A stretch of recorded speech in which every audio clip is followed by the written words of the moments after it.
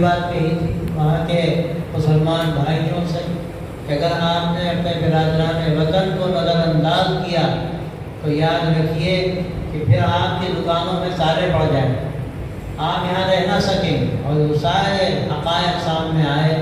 حضرت پاک جو کچھ فرماتے تھے وہ محسوس کرتے تھے، وہ لوگوں نے اپنی آنکھوں سے دیکھا اور چیزوں کا مشاہدہ کیا۔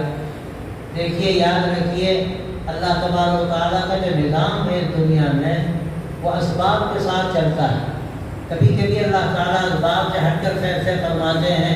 حضرت ابراہیم علیہ السلام کو آگ میں ڈالا گیا، اللہ نے آگ سے کہہ دیا یا نار کونی بردا وسلاما علی ابراہیم، آگ کا کام تو جلانا، لیکن اللہ کا حکم ہوا اور آگ گلزار بن گئی۔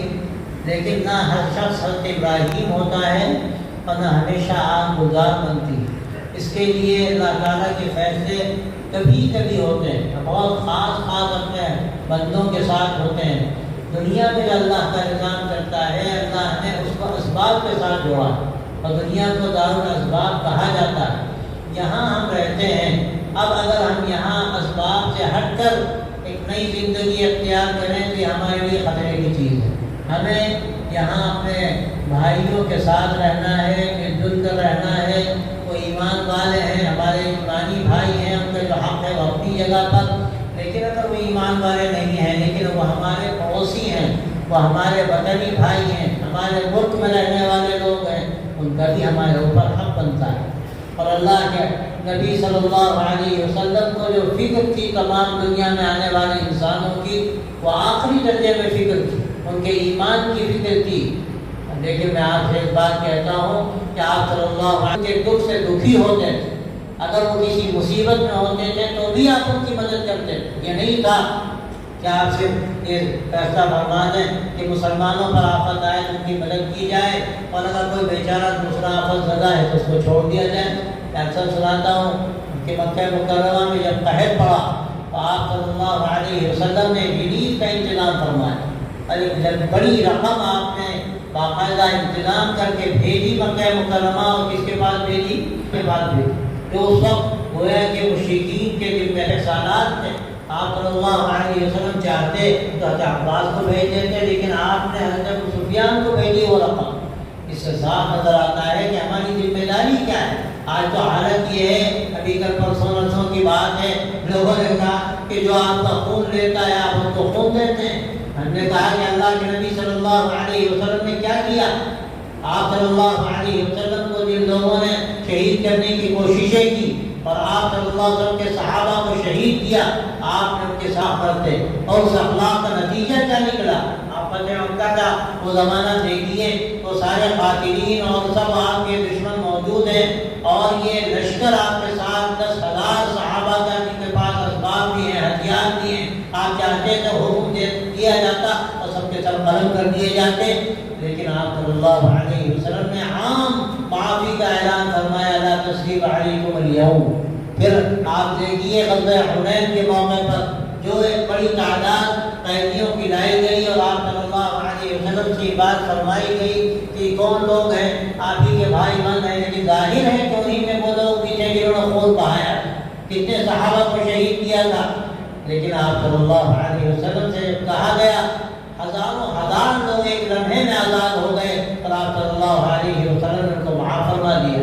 اور اس طرح کے نہ جانے کتنے واقعات آپ نے تو جنہوں نے خون لیا، آپ نے ان کو گویا کہ خون دیا، ان کے ساتھ مہربانی کا معاملہ فرمایا۔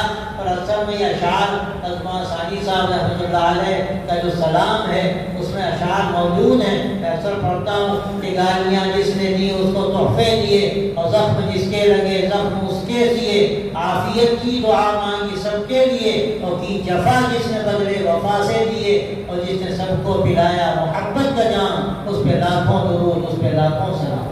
یہ ہمارا شیوا ہے، اور میں آپ سے صاف کہتا ہوں کہ یہ جو محبت کی روشنی ہے، اگر یہ روشنی کی جائے تو ہر طرح کی تاریکیاں چھٹ جاتی ہیں، ہر طرح کی تاریکیاں چھٹ جاتی ہیں۔ تاریخ میں اس کی دسیوں مثالیں موجود، ہندوستان کی تاریخ میں اس کی دسیوں مثالیں موجود ہیں۔ تو آپ نے شاید سنا ہوگا، ابھی بات کہی جا رہی تھی، حضرت خواجہ خواجگان رحمۃ اللہ علیہ کی زندگی کو دیکھیے کہ انہوں نے کس طرح ہندوستان کو فتح کیا، جو دلوں کو فتح کر لے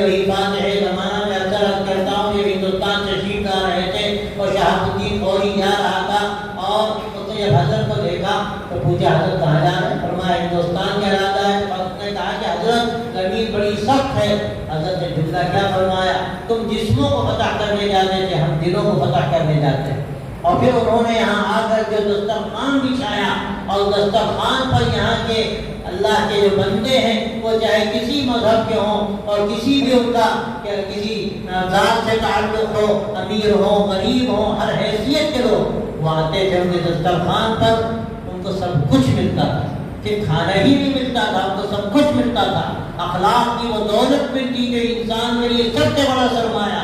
اگر انسان کے پاس انسانیت نہ ہو، انسان کے پاس اگر اخلاق نہ ہو، تو اس میں انسان اور جانور میں فرق کیا ہے؟ انسان کا اور جانور کا فرق یہ ہے کہ اس کے اندر، انسان کے اندر خود غرضی نہیں ہوتی، وہ خود بھوکا رہ کر دوسروں کو کھلاتا ہے اور اس پر خوش ہوتا ہے۔ اور جانور کا کام کیا ہے؟ جانور کا کام یہ کہ دوسرا کھا رہا ہے اور کوئی سینگ والا جانور آئے گا اس کو دھکا دے گا، خود کھانے لگے گا۔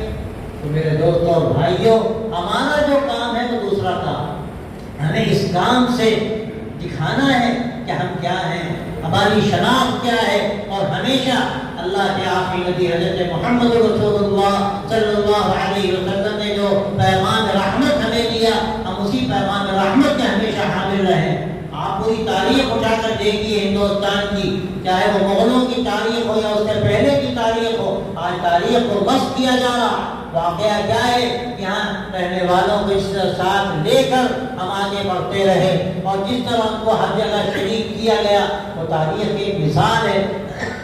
اگر آپ وہ کتاب تاریخ کی دیکھیں جو حقائق پر مبنی ہے تو یہ ساری چیزیں آپ کے سامنے آئیں۔ اور دیکھیے ایک بات یاد رکھیے، میں نے آپ کو قرآن مجید کی آیت پڑھی ہے، اس میں اس حقیقت کو بیان کیا گیا، فَأَمَّا مَنْ أَعْطَىٰ وَاتَّقَىٰ وَصَدَّقَ بِالْحُسْنَىٰ فَسَنُيَسِّرُهُ لِلْيُسْرَىٰ۔ تین صفات یہاں بیان کی گئی، لیکن سب سے پہلی جس صفت کا ذکر ہے وہ کیا ہے؟ فَأَمَّا مَنْ أَعْطَىٰ، جس کے اندر دینے کی صفت پیدا ہو، جس کے اندر کھلانے کی صفت پیدا ہو، جس کے اندر دوسروں کو فائدہ پہنچانے کی صفت پیدا ہو، یعنی وہ معطی ہو، جس کو الیت العلیٰ کہا گیا۔ دینے والا ہاتھ کون سا ہے؟ الیت العلیٰ خیر من الید السفلیٰ، دینے والا ہاتھ دینے والے ہاتھ سے بہتر ہے۔ یہ احسان کا جو عمل ہے، یہ دوسروں کے ساتھ سلوک کرنے کا جو عمل ہے، اللہ تبارک و تعالیٰ نے سب سے پہلے صفت کا ذکر فرمایا اور آگے یہ بات فرمائی فَسَنُيَسِّرُهُ لِلْيُسْرَىٰ، کہ اگر اس صفت کے ساتھ ہم آگے بڑھیں گے پھر تقوی کا مزاج بنے گا، ہمارے عقائد درست ہوں گے، اچھائیوں کا یقین ہمارے دلوں کے اندر پیدا ہوگا، اللہ تبارک و تعالیٰ راستہ کھولتا چلا جائے گا۔ فَسَنُيَسِّرُهُ لِلْيُسْرَىٰ، اللہ تبارک و تعالیٰ فرماتے پھر ہم آسانیوں پر آسانیاں پیدا کرتے چلے جائیں گے، آپ کو کیسے ہی سخت حالات نظر آئیں، لیکن اگر انشاءاللہ یہ صفات اپنے اندر ہم نے پیدا کی، آپ دیکھیں گے کس طرح دروازے کھلتے ہیں۔ لیکن ظاہر ہے کہ اس کے لیے ہمیں طریقے اختیار کرنے پڑیں گے، ہمیں حکمت کا جو سبق دیا گیا اس سبق کو دیکھنا پڑے گا۔ حضرت مولانا رحمۃ اللہ علیہ کہتے تھے کہ ہمیشہ کھلے دروازے سے داخل ہو، جو دروازہ بند ہو اس کو زبردستی مت کھلواؤ، اب اس کو کھلواؤ گے تو تمہاری حیثیت دشمن کی ہو جائے۔ جو راستہ کھلا ہے وہ راستہ محبت کا راستہ، وہ راستہ انسانیت کا راستہ ہے۔ کیسے ہی سخت حالات ہو رہے ہوں، لیکن میں آپ سے صاف کہتا ہوں، پورے ملک میں میں جاتا ہوں اور ہر طرح کے لوگوں سے ملتا ہوں، برادران وطن کتنے ہماری میز پر ساتھ بیٹھتے ہیں، ساتھ کھانا کھاتے ہیں اور ساتھ گفتگو ہوتی ہے، تو اندازہ ہوتا ہے کس طرح ان کے ابھی دلوں کے جو دروازے ہیں، کھڑکیاں ہیں، وہ ابھی الحمدللہ کھلی ہوئی ہیں۔ ہمیں ان سے داخل ہونے کی ضرورت ہے، ہمیں ان کو سمجھانے کے سامنے اپنی زندگی کا ایک ایسا نمونہ رکھنے کی ضرورت ہے کہ جنہوں نے دلوں کو جیتا، جس نمونے نے دلوں کو جیتا ہے، کوئی تاریخ میں کے واقعات موجود، خود حضرات صحابہ رضی اللہ عنہم جن سے بڑھ کر کون ہو سکتا ہے؟ اللہ کے نبی صلی اللہ علیہ وسلم کی تربیت یافتہ، یا آپ کی ایک نگاہ ایمان کے ساتھ کسی پر پڑ گئی تو وہ امام الاولیاء بن گیا، جو اس دنیا میں پیدا ہونے والے انسان ہیں، کتنے ہی اللہ کے قریب ہوں اور سردار ہوں اولیاء کے، حضرت شیخ عبد القادر جیلانی ہوں، حضرت بصری ہوں یا اویس قرنی ہوں، امام زین العابدین ہوں، لیکن صحابہ کے مقام ہے، مقام کسی کا نہیں۔ کیوں ہے وہ مقام؟ اس لیے وہ مقام ہے کہ آپ صلی اللہ علیہ وسلم کی جو نظر یقینیاں اثر پڑی، اس نظر نے کہاں سے کہاں پہنچا دیا ان انسانوں کو، جن کا حال یہ تھا کہ ایک دوسرے کا خون بہانے والے، اور بالکل لگتا تھا کہ ان کے اندر کوئی تمدن نہیں، ان کے بارے میں کہا کہنے والے نے کہ جن کو کافور پہ ہوتا تھا نمک کا دھوکا، جن کو کافور پہ ہوتا تھا نمک کا دھوکا، بن گئے خاک کو اکسیر بنانے والے۔ یہ حضرات صحابہ رضی اللہ عنہم جو اللہ کے نبی صلی اللہ علیہ وسلم کے تربیت یافتہ، جن کے ایمان و اخلاق کا معیار اتنا